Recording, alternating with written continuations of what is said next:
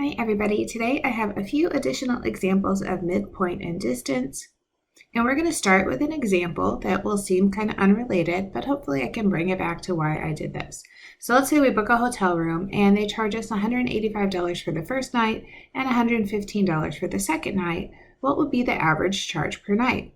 Well, hopefully you're thinking you would add the 185 and the 115 and you would divide by 2 to get the average. That gives me 300 over 2, which says 150, so our average charge per night would be 150. The midpoint is really just the average of the x and y coordinates for a line segment.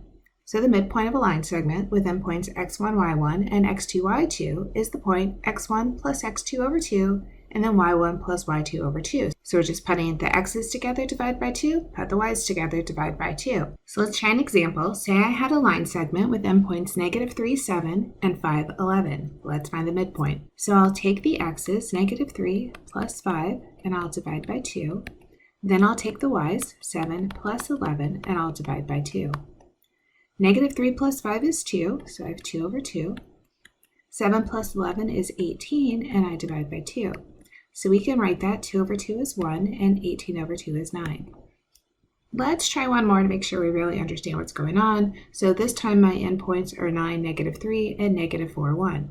Again, I put the x's together, so 9 plus -4, divide by 2.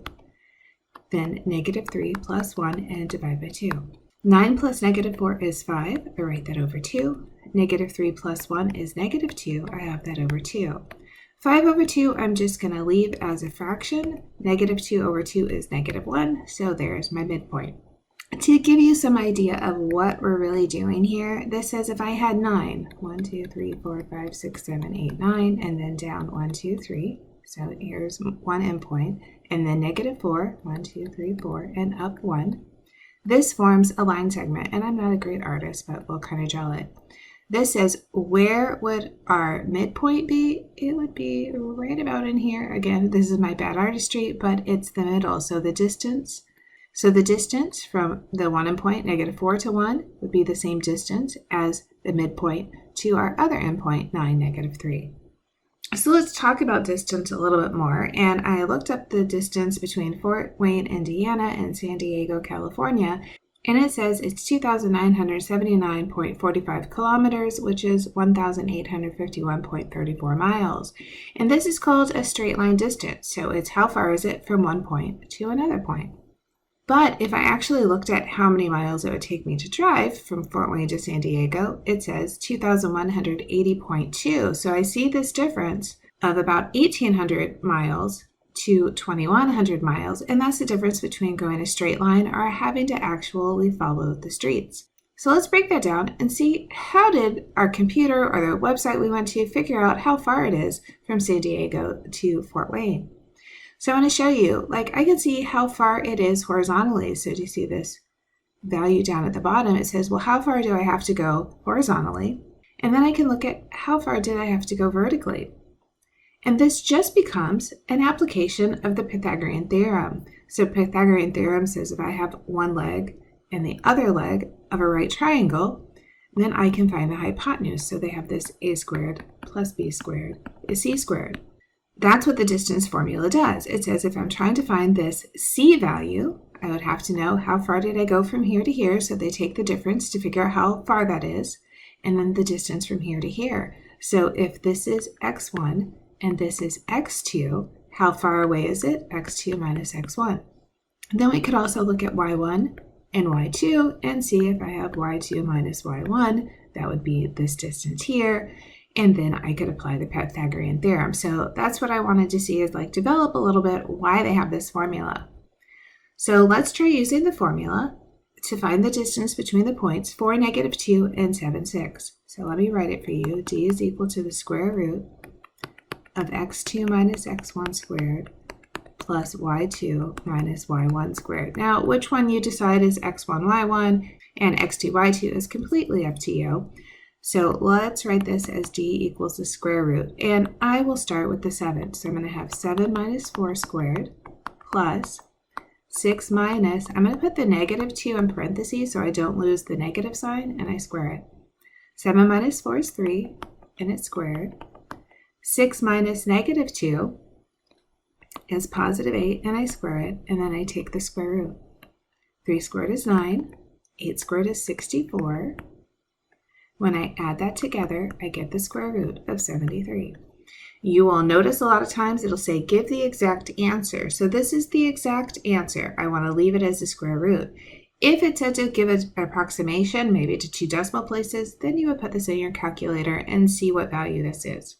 Let's turn that into an application. So let's say a man drove 6 miles directly east from his home, made a left turn at an intersection, and then traveled 8 miles north to his place of work. If a road was made directly from his home to his place of work, what would its distance be to the nearest tenth of a mile? So here's what we're going to picture is a little house. So here's the man driving directly east from his house. So if you need to go north, south, east, and west, if that helps you, then we can go. He goes directly east, and he's going to do that for 6 miles. Then it says he makes a left turn and travels north. So we know north goes this way, and that's 8 miles. And we're saying this is where he works. So we're just going to write work. And if he was lucky enough to have a road that went directly from work, so he didn't have to drive 6 miles and turn, but could go directly to work, how far would this be? So the idea is, I don't have to do x2 minus x1 or y2 minus y1. I know this value, I know this value. So my distance is equal to the square root of 6 squared plus 8 squared. So my distance, 6 squared is 36. 8 squared is 64. When I add that together, I get the square root of 100. So the square root of 100 is 10, so that says it would be 10 miles. Now, what's important about that is that's a lot shorter. If you notice 6 plus 8, I'll write it here, 6 plus 8 is 14. So it would be 14 miles driving the way he's currently going, the 6 miles and the 8. But if he was lucky enough to have that road, he would take 4 miles off of his trip every day. And I think we all know with the price of gas, that would be really awesome.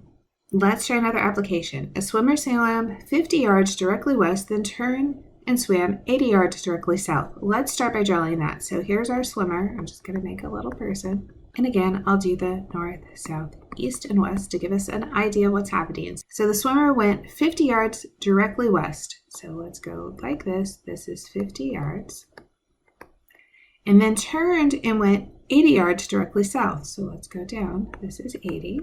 So now we want to say, if we go back to the starting position, so going without any turns, how far would this be? So again, this looks like a right triangle. So I know one distance. I know the second distance, so I want to find the third.